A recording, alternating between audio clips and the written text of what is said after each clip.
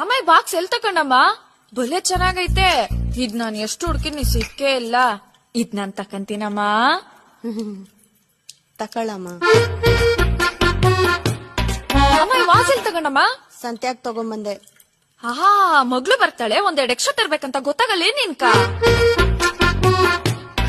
ಅಪ್ಪ, ನೀನ್ ಅಳಿವ್ನಿ ಯಾವಾಗ್ಲೂ ನೀನ್ ಕೇಳ್ತಾನೆ ಇರ್ತಾನಪ್ಪ. ಯಾಕಮ್ಮ ವರದಕ್ಷಿಣೆ ಕರೆಕ್ಟ್ ಆಗಿ ಕೊಟ್ಟಿದೀವಲ್ಲ?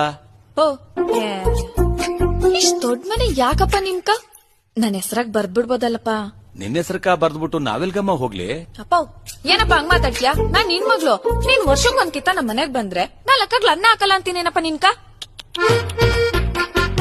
ತಪ್ಪು ನಿಂದಲ್ಲ ಕಣಮ್ಮ, ನೀನ್ ಹುಟ್ಸುದ್ನಲ್ಲ ಅದು ನನ್ ತಪ್ಪು. ಅಪ್ಪೋ, ಹೇಳದ್ ಮರ್ತಿದ್ದೆ.